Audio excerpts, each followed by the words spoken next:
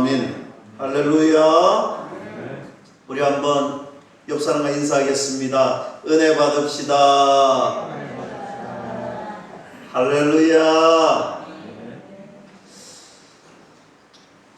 지난 7월 마지막 주 우리 교회 설립 6주년 감사 예배 때 제가 이 출애굽기 2장 1절에서 10절 말씀 붙들고 모세라는 제목의 말씀으로 강론했습니다. 아마 그때 우리가 기념 감사 주일 예배 때 모세의 일생을 통하여서 우리 교회가 하나님의 정말 기념비적인 은혜를 쫓아 살아가는 교회가 되기로 다짐했지요. 저는 계속해서 이 모세의 삶을 통해서 하나님께서 어떻게 역사하시느냐, 오늘 그 말씀을 오늘부터 살펴보려고 합니다. 그래서 이제 성경책을 우리가 쭉 3장 1절에서 5절 말씀을 읽었지만 지난 2장 10절 말씀 이후에 2장 11절 말씀부터 오늘 4장 말씀까지 이 모세의 삶을 통하여서 하나님께서 주시는 은혜가 무엇인지 오늘 깊이 발견하고 또 그 말씀을 가슴에 새기고 우리가 우리의 삶을 통하여서 모세에게 나타나셨던 하나님의 믿음의 신비가 오늘 저와 여러분, 우리 가정에, 우리 교회에 충만하게 나타나기를 주님의 이름으로 간절히 축원합니다. 이제 성경을 보시고 2장 11절의 말씀에 보면 이렇게 시작합니다. 모세가 장성한 후에, 여러분, 모세가 이제 애굽의 공주가 되어 애굽 왕궁에서 40년을 생활하고 자라게 됩니다. 얼마나 특권을 누렸겠습니까? 그가 이제 강대국의 공주의 아들로, 즉 왕자로 살았다는 것이죠. 애굽의 왕자로 산다는 것. 특별히 제가 지난번에 기억을 더듬어 보세요. 이 공주가 누구였냐면 하셉수트. 이 애굽에서 제일 최초의 여성 파라오가 되는 정말 최고의 권력자가 된, 최고의 지도자가 된 공주의 아들이었습니다. 얼마나 막강한 힘이 있겠습니까? 그런 막강한 힘을 가졌던 모세의 가슴 속에 어떤 마음이 있었느냐면 바로 자기 동족, 유대인을 향한 동정심이 그의 마음속에 늘 자리 잡고 있었습니다. 그런 가운데 11절 말씀을 제가 다시 봉독해 드립니다.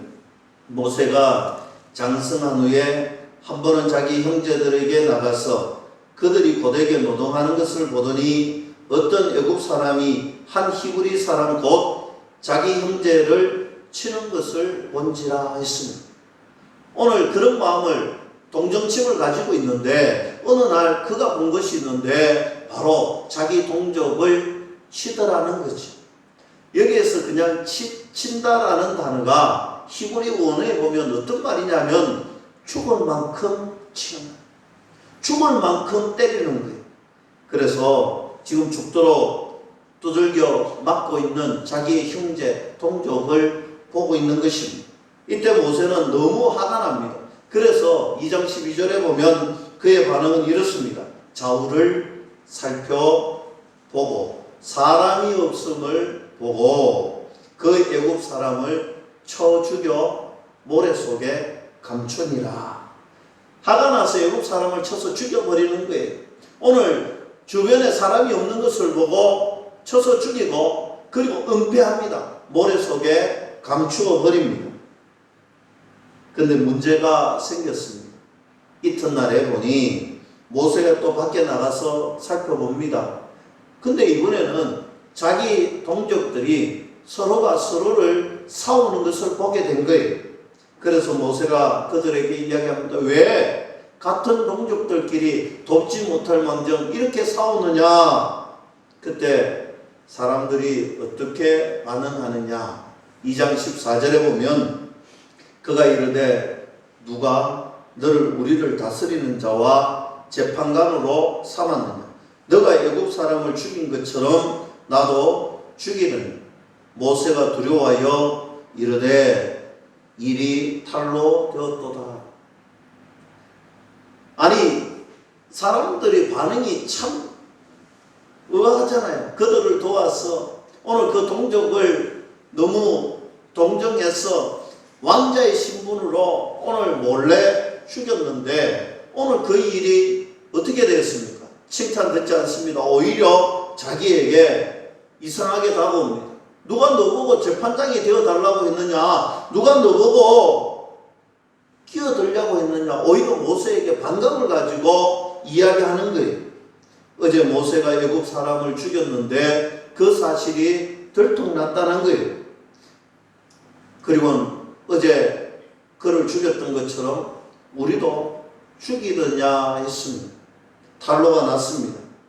근데 이제 15절 말씀을 보면 이 일이 바로의 왕의 귀에까지 들어갔습니다.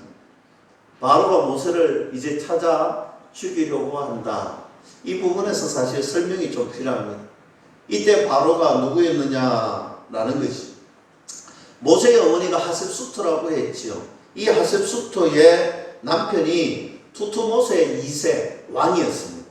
이 투트모세 2세의 왕과 이 하셉수토 사이에 왕자가 없어요. 공주 한 사람만 있습니다. 오늘 모세도 양자로 들었죠. 적통이 아니에요. 당시에 애굽에는 적통이 아니면 왕이 될 수 없습니다. 그래서 어떻게 했느냐? 투트모스 2세의 후궁이 있었어요. 이 후궁의 아들이 있었습니다. 근데 이 후궁의 아들도 적통이 아니에요. 후궁의 아들도 적통으로 보지 않습니다. 그러면 어떻게 이들이 했느냐? 그때는 오누이끼리 결혼을 시킵니다. 오늘 적통인 공주와 이 후궁의 아들과 결혼을 시킵니다. 그렇게 결혼을 시켜서 투트모스 3세가 왕이 됩니다. 이때가 10살이 되지 않았어요. 이때 하셉수토가 섭정을 하죠. 그런데 보세요. 그렇게 이제 나이가 먹고 자랍니다. 오늘 하셉수토에게 모세는 자기 손으로 죽여야 되는 그런 유대인인데도 불구하고 자기에는 적통이 없어서 양자로 삼고 데리고 와서 자기가 어머니로서 최대한 보살피고 모세에게 사랑을 주었어요. 근데 투트모스 3세는 어떻습니까? 후궁의 자녀잖아요. 후궁의 아들이잖아요. 거기에다가 자기 딸과 결혼을 시키지 않으면 안 되는. 그래서 이 모세와 이 투트모스 3세는 이복 형제라고 말하기도 좀 그렇지만 양쪽 다 양자인데 하셉수토는 누구에게 사랑을 많이 줬겠어요? 당연히 모세에게 사랑을 많이 줬겠지. 아마 이 3세는 굉장히 싫어했을 거예요. 그래서 이 투트모스 3세가 이를 깔고 있잖아요. 한번 걸리기만 걸려봐라. 내가 가만두는가 이런 마음을 가지고 있는데 오늘 모세가 애굽 사람을 죽였다는 거예요. 바로 이거다.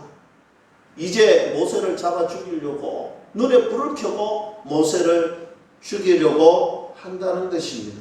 눈에 까신 모세를 이제 없앨 수 있는 기회가 왔습니다. 그래서 모세를 잡아 모세를 죽여라 합니다. 그때 모세는 도망갈 수밖에 없는 미디안 강야로 도망하게 됩니다. 이제 모세의 삶은 그렇지요. 왕궁의 40년의 왕자의 삶에서 그의 삶은 이제 미디안 광야의 삶으로 그의 삶의 모든 것이 옮겨지게 되었습니다.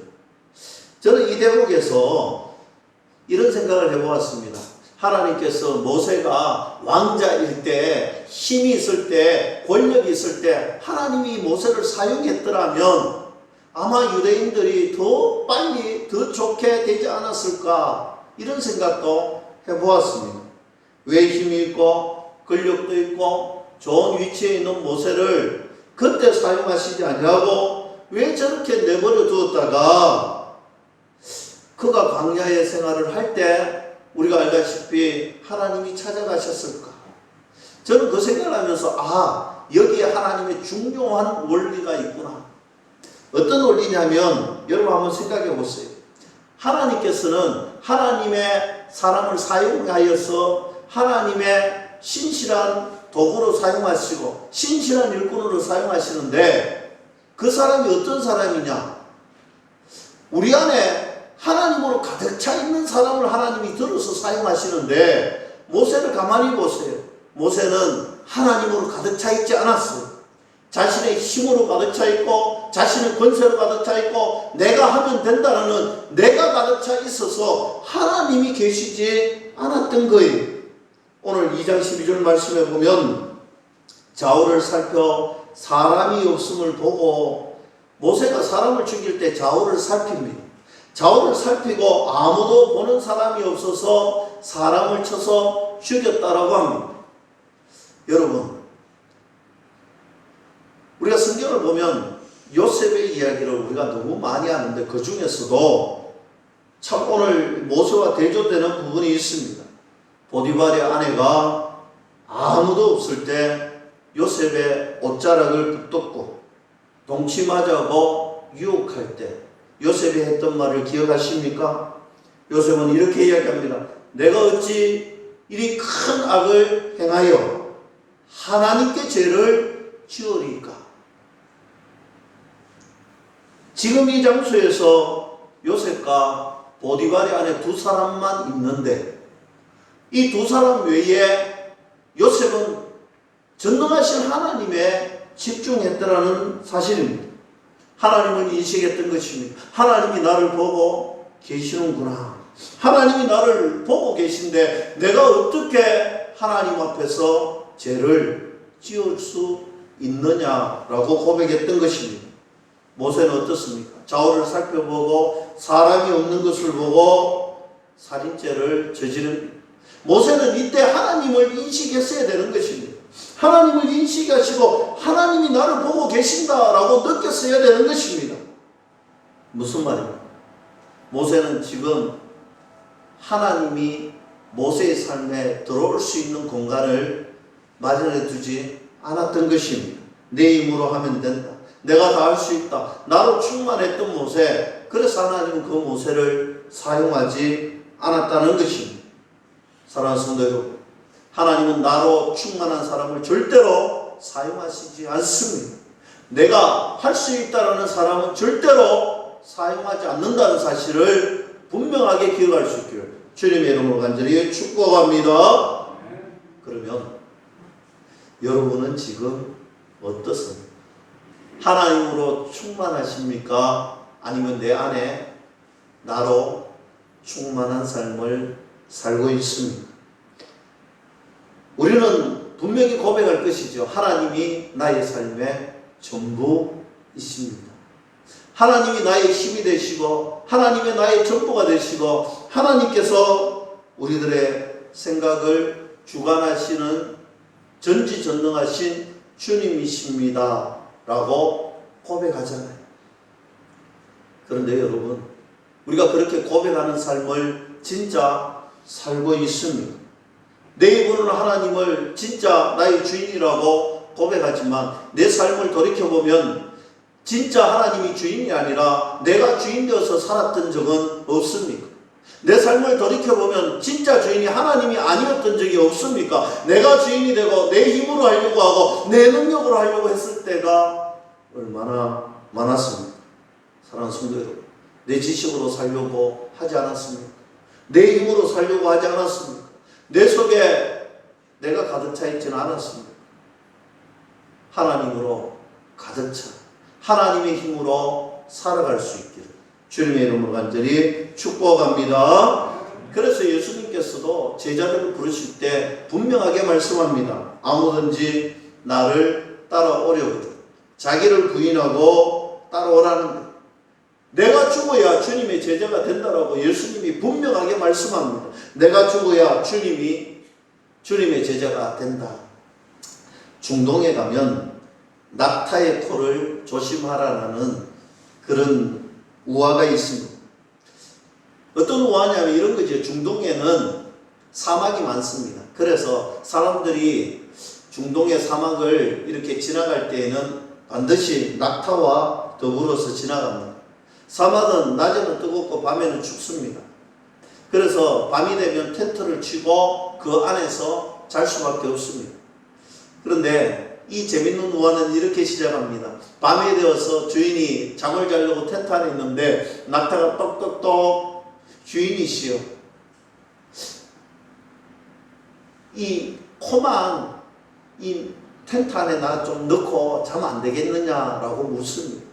그때 주인이 이야기합니다. 뭐 코춤이야. 그래 살짝 열어서 코만 그렇게 넣어서 같이 자자. 다음 날이 되어서 또 텐트에 잠을 청하게 되는데 이렇게 얘기합니다. 코만 넣으니까 귀도 시렵고 눈도 시렵고 한데 얼굴을 좀 넣으면 어떻겠습니까? 그래 뭐 코나 얼굴이나 똑같지. 그렇게 양보하기 시작했는데 어느 날 되니 낙타가 텐트 안에 들어와서 자더라는 거예요. 그 텐트가 낙타가 들어오니 좁으니까 주인은 텐트 밖에 나갈 수밖에 없더라는 것입니다. 여러분 어쩌면 이 이야기가 우리의 이야기일 수도 있겠다는 생각이 듭니다. 예전에는 하나님과 동행하면서 내 삶의 전부가 하나님으로 가득 차 있고 하나님의 전부의 삶을 우리가 살았는데 어느 순간 우리의 삶에 나라는 것이 하나씩 침투하기 시작하여 어쩌면 우리 삶 속에 하나님의 중심의 삶을 살아야 되는 것이 당연한데도 어느 순간 내 힘으로 살려고 하고 내 지식으로 살려고 하고 내 능력으로 살려고 하고 오늘 내 삶에 내가 주인이 되어서 살았던 적이 얼마나 많습니까? 오늘 모세는 자기의 힘으로 가득 차 있는 그 상황에서 하나님이 어떻게 했느냐? 바로 거기에 대한 말씀입니다. 오늘 하나님께서 자기애로 충만하고 자기의 전부를 가지고 하려고 했던 그 모세를 하나님 광야로 보내셨다는 거예요. 그래서 우리는 이 광야를 광야 학교라고 이야기합니다. 오늘 광야 학교로 하나님은 모세를 보내서 훈련을 시킵니다. 오늘 하나님께서 광야 신학교에서 입학하여 훈련을 시키는데 얼마나 힘들었겠습니까? 모세에게 훈련을 시킵니다. 그 훈련은 무엇이었느냐? 그 훈련은 바로 이런 것입니다. 하나님의 말씀을 듣게 하는 훈련이었습니다. 모세는 하나님의 말씀을 듣는 훈련을 이 광야 신학교에 입학해서 배우기 시작합니다. 사랑하는 성도 여러분, 우리도 마찬가지입니다. 힘들고 어려운 광야 신학교에 하나님이 입학시킬 수 있다는 것이죠. 모세처럼 내 안에 하나님이 주인이 아니라 내가 주인 되어 살고 내가 전부인 삶을 살면 하나님은 우리를 광야 신학교에 입학시킵니다. 고된 훈련을 시킵니다. 힘든 훈련을 시킵니다. 이유는 한 가지입니다. 하나님의 말씀을 듣게 하기 위하여서. 우리의 삶이 우리의 형편이 좋을 때 말씀이 잘 들리든가 아니면 우리의 삶이 힘들고 어려울 때 하나님의 말씀이 잘 들리든가. 악한 사탄 마귀는요, 하나님의 복받은 믿음의 자녀들이 언제 유혹에 빠지는지 알아요. 우리의 형편이 좋아지고 우리의 삶이 참 좋아질 때 사단은 우리에게 하나님의 자리를 나의 자리로 바꾸는 운동을 합니다. 그런 유혹을 합니다. 그때 하나님은 우리를 광야로 훈련시키러 보내는 하나님의 말씀을 듣게 하기 위하여 보낸다는 사실입니다. 하나님의 말씀이 내 삶에 들어오는 순간 내 안에 있던 나라는 자는, 내가라는 자는 죽기 시작하는 것입니다. 여러분, 내가 죽는 것이 쉽습니까? 어렵습니다. 내가 죽는 것은 참으로 어려워요. 우리 모두에게 나의 삶의 주인이 내라는 것에 아마 부인하지 못할 것입니다. 나라는 것 죽이기가 힘들어요. 나의 자아, 내 지혜, 내 능력, 내 힘을 죽이기는 참 어렵습니다. 다른 것으로는 절대로 죽지 않습니다. 오직 하나님의 말씀이 내 안에 들어올 때, 하나님 말씀이 내게 들려질 때 나라는 자가 죽고 하나님이 나의 주인이 된다는 사실을 믿을 수 있기를 주님의 이름으로 간절히 축원합니다.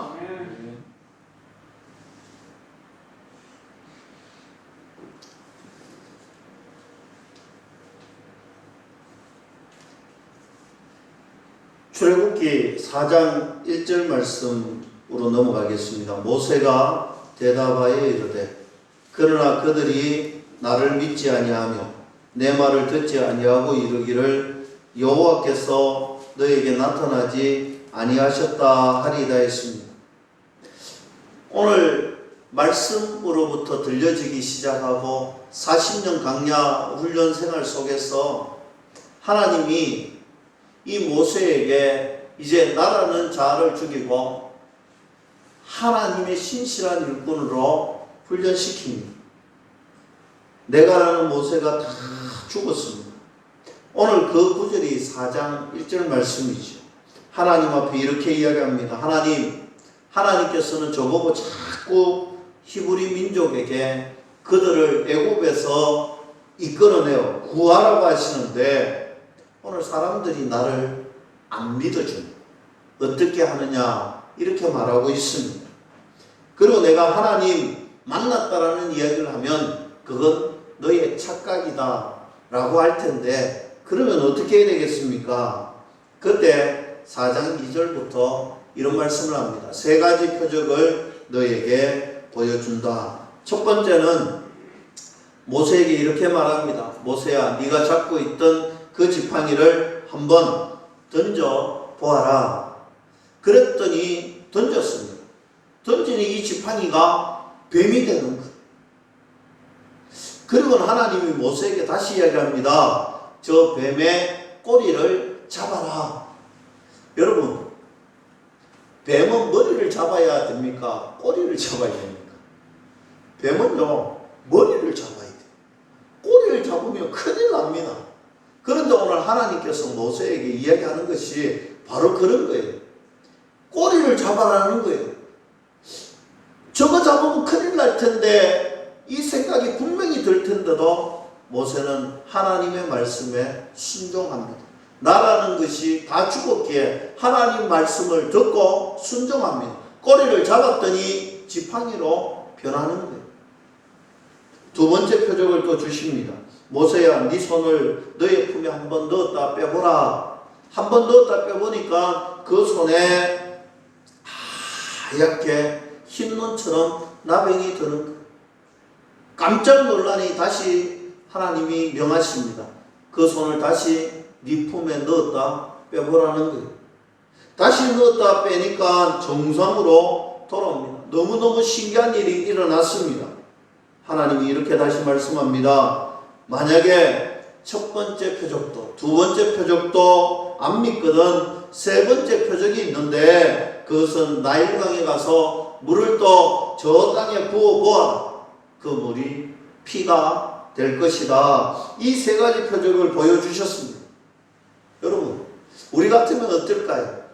이 생생한 표적을 보고 기적을 보고 하나님의 은혜를 보면 우리가 안 믿어지겠습니까? 믿어지잖아요. 믿어야 되는 것이 정상이잖아요. 근데 모세의 반응은 어땠느냐? 4장 10절에 가면 모세가 이렇게 반응합니다. 모세가 여호와께 아뢰되 오 주여, 나는 본래 말을 잘하지 못합니다. 무슨 말입니까? 안 된다는 거예요. 저는 말을 잘 못한다니 하나님께 부정적인 반응을 보이는 거예요. 그런 생생한 표적을 보여줬는데도 왜 이렇게 부정적인 반응을 보였을까? 그때 하나님께서 모세에게 말씀합니다. 모세야, 네 입을 누가 창조했느냐? 누가 만들었느냐? 내가 너에게 할 말을 주지 않겠느냐? 그런데도 모세의 반응은 4장 13절에 가면 이렇게 얘기합니다. 모세가 이르되 오 주여, 보낼 만한 자를 보내소서. 한마디로 저는 못한다는 거예요. 이름도 보았지만 저는 못한다는 거예요. 여러분, 여러분 모세가 얼마나 자신만만했습니까? 왕궁의 왕자로 40년을 살면서 어떤 권세, 어떤 능력, 어떤 힘이 있는지 분명하게 보여주죠. 그 누구도 두려워하지 않고 사람을 죽이고 모래 속에 감추었던 그 모세가 이제는 못한다는 거예요. 나는 할 수 없다는 거예요. 나는 아무것도 못한다는 거예요. 자신만만했던 모세의 모습은 다 사라져 버렸습니다. 내 속에 내가 하던 그 모세의 그 마음이 다 사라져 버린 것입니다. 바로 이때 하나님께서 모세를 들어서 사용하신다는 사실입니다. 그것이 오늘 본문 말씀입니다. 3장 1절 말씀 우리 함께 봅니다. 모세가 그의 장인 미디안 제사장 이도로의 양떼를 치더니 그 떼를 광야 서쪽으로 인도하여 하나님의 산 호렙의 이름에 있습니다. 드디어 하나님께서 모세에게 나타나셨습니다. 모세를 하나님의 산 호렙으로 부르셨습니다. 그리고 그 다음 구절에 보니 떨기나무가 있는데 거기 불꽃 가운데 하나님께서 친히 임재하십니다. 하나님이 모세에게 찾아오신 것입니다. 하나님은 이 타이밍에 모세가 80이 된 이 타이밍에 왜 찾아오셨을까? 바로 모세의 나라는 자신감이, 나라는 내가 주인 되었던 것이 사라졌기 때문입니다. 모세 속에 있는 내가 하는 그 못된 버릇이 사라졌기 때문입니다. 하나님이 이때 찾아오신 거예요. 이것을 하나님의 때, 하나님의 타이밍이라고 말씀합니다. 사랑하는 성도 여러분, 꼭 기억했으면 좋겠습니다. 우리가 하나님 앞에 언제나 나와서 기도합니다. 하나님 이 문제를 해결해 주시옵소서. 하나님 이 환경을 좀 바꾸어 주시옵소서. 하나님께서 분명하게 우리를 들어서 사용해 주시옵소서. 우리의 이 기도가 있습니다. 하나님 그때 말씀합니다. 나는 환경이 바뀌기 전에, 이 문제가 해결되기 전에 나는 너가 바뀌기를 먼저 원한다. 이 문제가 바뀌기 전에 너 안에 있는 너의 주인된 모습이 바뀌기를 원한다. 이 문제가 해결되기 전에, 이 기도 응답이 들어가기 전에 나는 너에게 요구한다. 너 자신이 주인되어 있는 그 삶에서 내가 주인된 삶으로 돌아오기를 원한다. 주님은 분명하게 말씀하고 있습니다. 그때가 하나님의 일하시는 때고 하나님이 우리에게 요구하시는 때라는 사실을 분명하게 말씀합니다.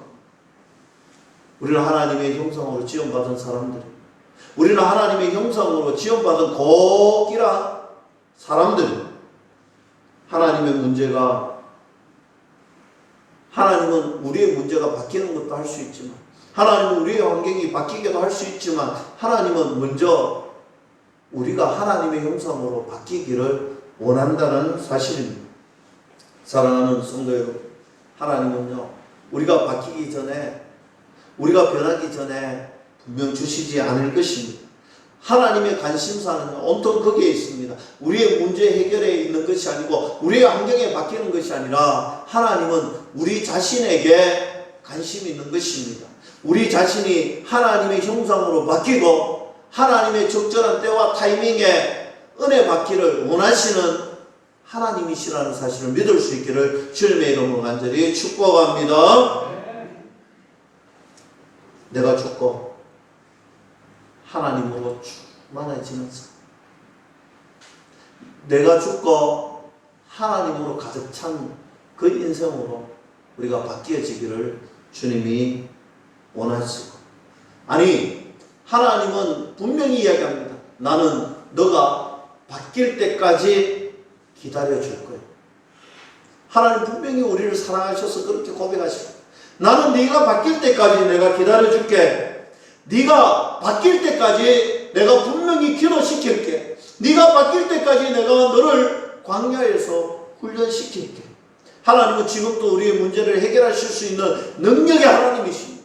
하나님은 우리의 문제를 해결하시고 우리의 환경을 지금도 바꾸어 주실 수 있는 능력의 하나님이십니다. 그런 창조자 하나님이시지만 지금 우리의 기도가, 우리의 환경이, 우리의 문제가 변하지 않는다면 분명히 기억하십시오. 하나님은 기다리고 계시는데 내가 바뀌기를, 내가 하나님의 사람 되기를, 내가 하나님의 영상 회복되기를 지금도 기다리시고 있고, 지금도 기도시키시고, 지금도 훈련시킨다는 사실 믿을 수 있기를 축복합니다. 여전히 생생하게 살아계시는 하나님의 은혜 흔적을, 그 은혜의 신비를 여러분 기억하십시오. 그리고 내가 주인 되어 있다면 오늘 하나님께 하나님이 주인된 삶을 분명하게 보이시고 선포하시는, 그래서 하나님으로 충만하며 살아가기를 주님의 이름으로 간절히 축원합니다. 이걸 가장 잘 알았던 사람이 바로 사도 바울이지. 고린도후서 12장에 사도 바울은 이렇게 고백합니다. 내가 약할 때 그때가 곧 강함이라. 내가 약할 때, 내가 연약할 때 그때가 곧 강함이라. 바울은 얼마나 똑똑했습니까? 가말리엘 문화생이었죠. 로마 시민권을 가졌죠. 그는 정말 똑똑하고 잘 나가던 인생이었습니다.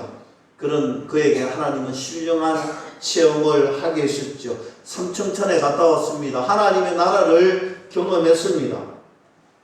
그랬던 그가 하나님 앞에 기도했던 때가 있죠. 자기의 가시를, 자기의 병을 해결해 달라고 기도했습니다. 성경은 그가 3번 기도했다라고 이야기합니다. 딱 3번만 기도했다는 의미가 아니에요. 이 3번은 반복적인 의미입니다. 계속해서 기도했습니다. 하나님 앞에 이 가시를, 이 아픔을, 이 병마를 해결해 달라고 계속해서 기도했습니다. 그때 하나님이 그에게 응답 주십니다. 안 된다는 거예요. 내 은혜가 너에게 족하다. 내 능력이 너에게 머물게 하기 위해서, 내가 너의 진짜 주인임을 깨닫고 내 은혜를 머물게 하기 위해서 그거 고쳐주지 않는다.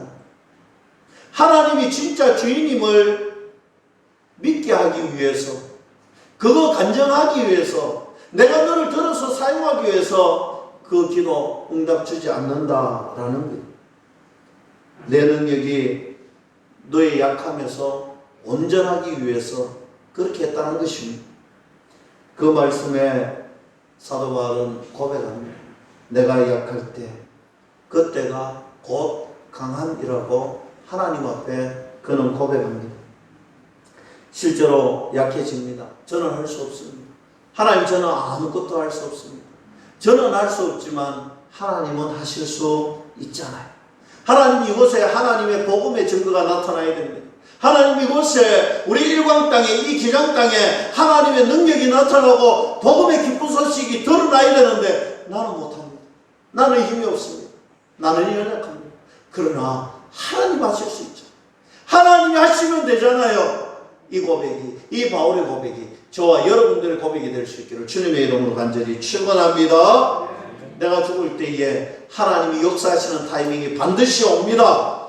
내 속에 나가 사라질 때, 하나님으로 가득 찰 때 하나님은 그때 하나님의 일을 하실 것입니다. 기적을 일으키실 것입니다. 환경을 바꾸어 주실 것입니다. 복음이 드러날 것입니다.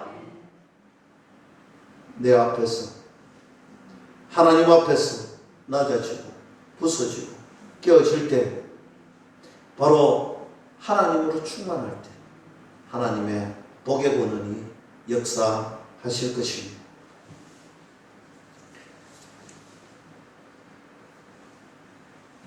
다시 2절 말씀을 한번 갑니다. 자기 자신이 죽어버렸던 보세에게 하나님이 중요한 원리 하나를 가르쳐 주십니다. 하나님께서 떨기나무 가운데, 불꽃 가운데 나타나셨습니다. 여러분, 떨기나무가 대단한 것이 아닙니다. 이것은 광야에 가면 흔히 볼 수 있는 나무입니다. 그 하찮은 나무가 떨기나무입니다. 아무 쓰잘데기 없는 나무입니다. 이 보잘것없고 하찮은 나무 떨기나무에 하나님이 나타나십니다. 이 떨기나무는 무엇을 상징하느냐? 히브리 사람을 상징합니다. 이스라엘을 상징합니다. 아무것도 아니라는 거예요. 보잘것없고 하찮은 것이라는 것입니다. 그 가운데 임한 불은 하나님의 임재를 상징합니다. 하찮은 존재 속에 하나님이 임재하셨는, 하찮은 존재 속에 하나님이 오셨던 것입니다. 모세야, 모세야. 이때 모세가 대답합니다. 내가 여기 있나이다. 여러분, 이제 5절 말씀, 가장 중요한 말씀이 여기에 있습니다. 오늘 말씀의 제목이 기도하지. 하나님이 이르시되 이리로 가까이 오지 말라. 너가 선 곳은 거룩한 땅이니 너 발에서 신을 벗으라 라는 것입니다. 하나님께서 모세에게 이야기합니다. 여기 그만 서라는 게 스탑. 너가 서 있는 그곳은 거룩한 땅이니 너가 거기에서 신을 벗으라는 것입니다. 여러분, 오늘 이 광야는요, 이 떨기나무는 보잘것없고 이 광야는요, 낙타가 다닌다고 했잖아요. 낙타가 다니면서 때로는 오줌도 누고 똥도 누고 사람들이 그 낙타 모래가 휘날리는 그런 것을 가는데 그곳이 지금 거룩한 땅이라고 말씀하는 거예요. 그것이 거룩한 곳이라고. 일상적으로 다니는 그곳, 일상적으로 생활하던 그곳, 먼지가 펄펄 날리던 그곳, 오늘 그것이 거룩한 땅이라고 말씀하십니다. 저는 이 말씀을 보면서 그거구나. 야, 이거구나. 여러분, 이유는 한 가지입니다. 우리의 일상의 삶이 거룩한 삶으로 바뀌는 것. 우리가 일상의 삶을, 일상의 땅을, 우리가 일상적으로 살아가는 이 현장이, 이 삶의 현장이 거룩한 것으로 바뀌는 순간이 온다는 거예요. 하나님께서 임재하시는 그 순간, 하나님께서 임재하시는 그 순간, 우리의 일상의 삶이, 우리가 일상으로 여기는 그 땅이 거룩한 땅으로 바뀌게 된다는 것입니다. 우리의 일상의 삶이 하나님이 임재하셔서 우리와 함께 하실 때 우리는 거룩한 사람이 되고 거룩한 땅이 되고 거룩한 삶으로 바뀌게 된다는 사실을 믿을 수 있기를 축복합니다. 우리는 날마다 이렇게 기도해야 됩니다. 하나님, 오늘 우리와 함께하여 주시옵소서.